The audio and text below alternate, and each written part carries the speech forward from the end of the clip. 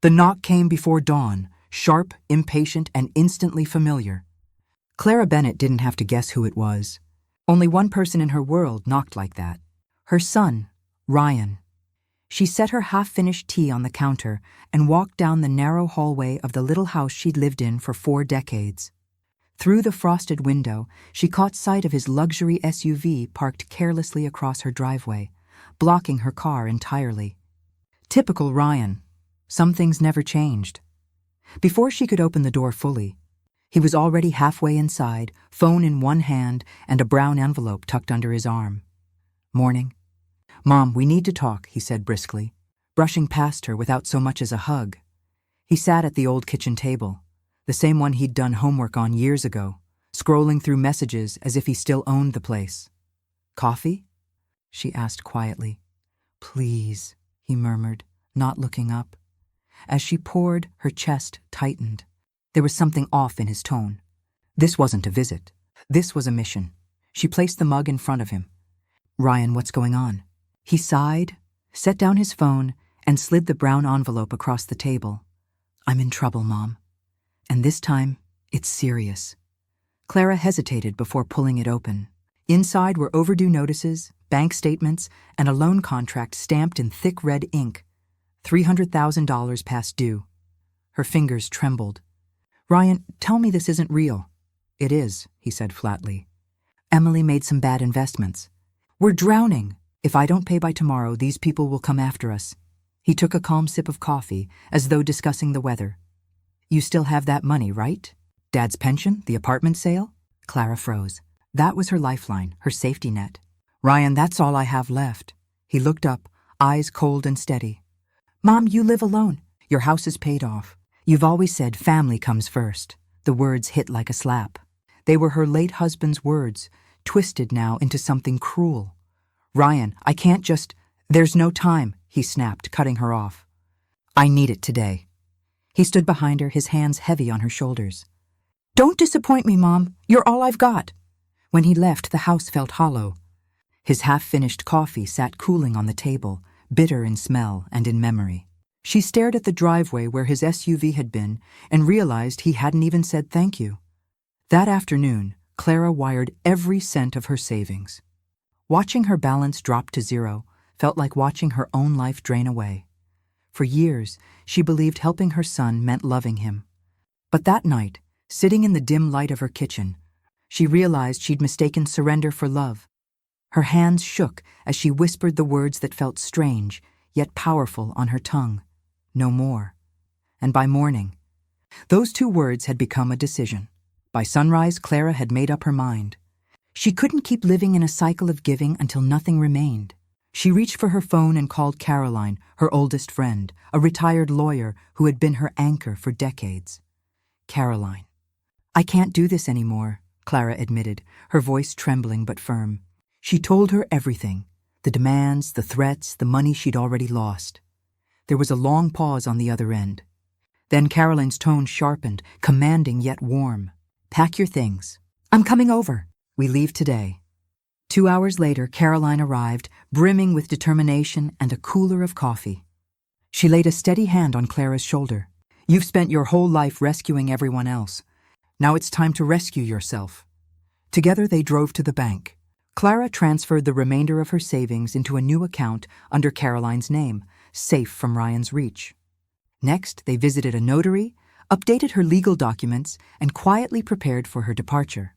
By the evening, she was on the road, leaving behind the home that had been both a sanctuary and a cage. Her destination was Caroline's lake cabin, a modest retreat on the outskirts of a sleepy Florida town. 1 bedroom, a small porch overlooking the water, but to Clara, it felt like a palace.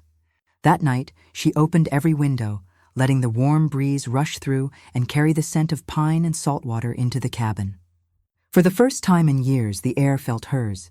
She brewed tea and stepped onto the porch.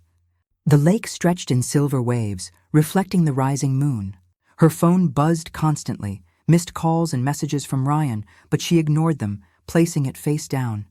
Silence, at first awkward and strange, settled around her. Then it felt liberating. "So this is peace," she whispered, a smile creeping onto her face. 3 days later, her quiet solitude was interrupted by an unexpected call. It was Emily, Ryan's wife. Her voice shook as she spoke. "Clara, Ryan's losing control. He's drinking, calling everyone, saying you abandoned him. It's worse than before." Clara's heart clenched. "Are you safe?" Emily hesitated. "For now. But I can't stay here. He controls everything, our money, our car, even my phone." "I borrowed a friend's to call you." Clara drew a deep breath. "Do what I did. Disappear. Go somewhere safe." "I'll guide you." Weeks later, there was another knock. This time, a professional presence. Detective Olivia Grant, badge gleaming, eyes gentle but firm. "Mrs. Bennett, we need to talk about your son. He's under investigation for financial fraud and identity theft." Clara's chest tightened. She listened as Olivia explained the forged documents, the unauthorized transactions, the manipulation of her identity. The shock was profound, but beneath it rose a quiet clarity. Ryan hadn't just taken her money, he had stolen her name, but now, for the first time, she felt empowered. She could help stop him, and this time, she would act for herself, for her dignity, and for Emily and the children, still in danger. That night, Clara stood on the cabin porch once more, staring at the moonlit water. She wasn't completely safe yet, but she had a plan. The fear lingered, but it no longer controlled her. And she whispered again, letting the words anchor her. "Never again." The phone rang before dawn. Detective Olivia Grant's calm voice pierced the quiet of Clara's lakeside cabin. "Mrs. Bennett, we need to move quickly. We have evidence that Ryan's fraud extends further than we thought." Clara felt her stomach tighten, a familiar mixture of dread and resolve. She had left her old life behind, but now she had to step back in. Not for Ryan, not for the money, but for herself and the people still at risk. By mid-morning, she met Olivia at a small, nondescript office. The detective laid out stacks of papers, forged signatures, fake authorizations, fraudulent transactions. Clara sifted through the documents carefully, recognizing accounts she'd never authorized. Her hands trembled, but her mind was sharp. This time, she would not be a victim.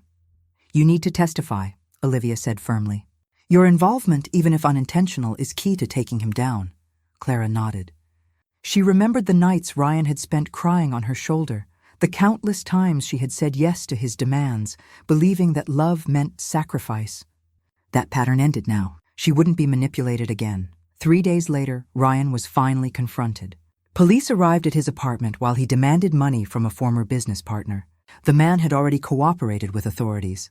Ryan tried to intimidate him, but before he could react, officers moved in. Handcuffs clicked around his wrists, his face pale and stunned. Clara watched the news from the cabin. The man on screen, her son, looked smaller than she remembered. Not physically, but as though the weight of truth had already begun to crush him. A hollow ache rose in her chest, but it wasn't sorrow.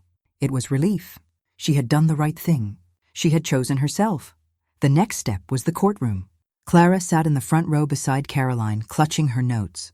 She watched Ryan enter, flanked by guards, a shadow of the boy she once knew. The air was thick with tension, whispers rippling through the gallery. When the prosecutor called her to testify, Clara rose, every step deliberate. She faced the courtroom, met Ryan's eyes, and spoke with clarity. "He's my son," she said softly, voice steady. "For years I believed love meant never saying no. Every time he asked for more, I gave it, hoping he would understand. Instead, he learned to take. I finally said no, and it didn't destroy us. It saved both of us." Her testimony cut through the room like a blade. Ryan's lawyer objected, but the judge allowed her to finish. Clara described the manipulations, the stolen identities, the lies. She felt no guilt, only resolve. When the verdict came 2 days later, Clara returned with quiet confidence. Ryan Bennett was sentenced to 10 years in state prison for fraud, forgery, and identity theft. Gasps echoed, but Clara remained composed. He met her gaze, words sharp yet hollow. "You'll regret this."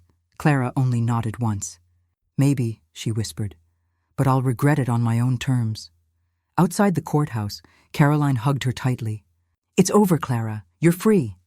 For the first time in years, Clara felt the weight lift. She had faced her past, confronted the chaos her son had caused, and helped ensure justice, not only for herself, but for everyone he had harmed. The lake cabin awaited her return, the water shimmering in the afternoon sun. Clara inhaled deeply, savoring the quiet, the safety, and the truth she had reclaimed. She was still healing, still cautious, but the first glimmers of peace had finally arrived. Spring arrived at Clearwater Bay with golden mornings and gentle breezes. Clara's cabin, once a refuge, had become a sanctuary. She rose early, brewed her tea, and watched sunlight dance across the water. No one knocked demanding money, no one whispered guilt into her ear. For the first time in decades, Clara's life belonged entirely to her. Her phone buzzed, but this time it wasn't Ryan. It was Emily, her daughter-in-law. "I need help," Emily said softly, voice trembling. Clara felt no hesitation. She remembered her own moment of escape, the courage it had taken to vanish from a life that no longer served her. Now that courage was hers to share. Within hours, Emily and the children arrived at the cabin. The kids, faces bright with innocence and curiosity, ran toward the porch and the lake. Clara's heart swelled, a warmth she hadn't realized she'd missed. She hugged Emily, no words necessary. Together, they unpacked, laughed, and for the first time, felt safe. Clara taught Emily practical skills, how to manage finances, how to protect herself legally, and how to rebuild confidence after years of living in fear. They sat together on the porch at sunset, watching the waves ripple across the water. "You saved me," Emily whispered. Clara shook her head gently. "You saved yourself. I just reminded you that you could." Weeks turned into months. Clara's days filled with purpose. She began teaching at the local community center, offering lessons in embroidery, budgeting, and small home businesses. Women from all walks of life, widows, single mothers, even young women burdened by expectations, came to learn. They listened to her story, inspired by her courage to reclaim her life. Every day, Clara felt herself grow stronger, more certain, more alive. One afternoon, a letter arrived in her mailbox. The handwriting was unmistakably Ryan's. Her heart wavered as she unfolded it, expecting manipulation, anger, or excuses. But the words were different, honest, raw, and human. He admitted his mistakes, acknowledged the damage he caused, and most importantly, recognized that her refusal to enable him had saved his life. There were no pleas for forgiveness, no promises, only truth. Clara smiled, tears brimming, but not of sorrow. She folded the letter carefully, placing it beside a pressed flower from the lake, a symbol of resilience. She had closure. She had peace. By summer, Clara's life had taken on a quiet rhythm. She sold her crafts at weekend markets, taught classes at the community center, and spent evenings on the porch watching the sun dip below the horizon. Emily and the children became part of her daily life, laughter echoing where once there had only been tension. On a warm evening, Clara stood before a small audience at the Clearwater Women's Center. "I once believed love meant never saying no," she began. Her voice was steady, strong. "I learned that protecting yourself does not make you selfish. It makes you whole. We can start over at any age. Peace isn't silence. It's reclaiming the life you deserve." Applause filled the room, women rising to their feet. That night, Clara returned to her porch, the lake shimmering under the stars.